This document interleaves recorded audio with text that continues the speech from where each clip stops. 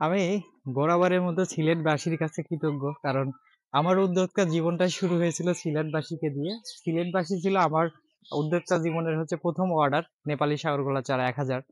তো আজকেও সেই সিলেটের ফেঞ্চুগঞ্জে যাচ্ছে ১ম বারের মতো ফেঞ্চুগঞ্জ। ফেঞ্চুগঞ্জ সম্ভবত সেখানে বাংলাদেশের মানে সবচাইতে বড় একটা সার কারখানা আছে আমার জানা মতে। তো সেই ফেঞ্চুগঞ্জ শহরে যাচ্ছে আমার প্রাণের সিলেট শহরে যাচ্ছে আমাদের নেপালি সাগরগোলা চারা। এই যে আমাদের নেপালি সাগরকলার চারা দেখেন। এই চারাটা নিলে এবং এই চারাটা দেখেন কতবার আমরা কাটা দিয়েছি। ১, ২, ৩, ৪, ৫, ৬, ৭, ৮, ৯ মোটামুটি এই যে ১০ বার। আমরা এই চারাটা ১০ বার কাটা দিয়েছি।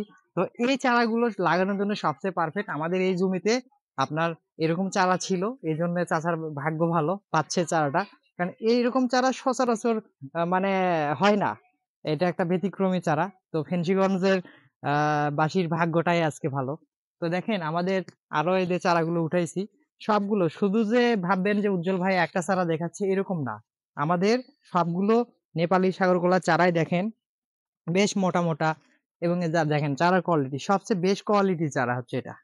মানে চারাটা ছোট কিন্তু আপনার আ গোড়াটা বেশ মোটা। এই চারাটা থেকে যে মানে কানগুলো আসবে, কলার যে কাঁধিগুলো আসবে মিনিমাম সেগুলো আপনার ৪০ কেজি প্লাস হবে।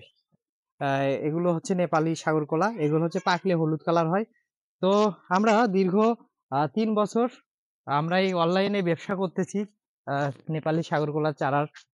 আমাদের কাছ থেকে যেসব ভাইয়েরা চারা নিয়েছেন তারা জানবেন যে আসলে উজ্জ্বল ভাই কেমন কোয়ালিটির চারা দেন ভাই।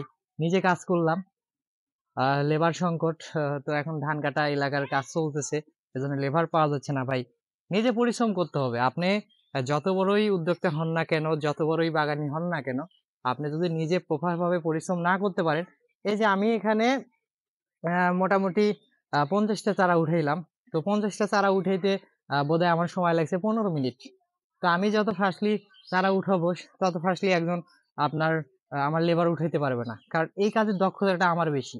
তো আমি তাদেরকে ট্রেনিং দিচ্ছি। ইনশাআল্লাহ তারাও আমার মতো কাজ করতে পারবে।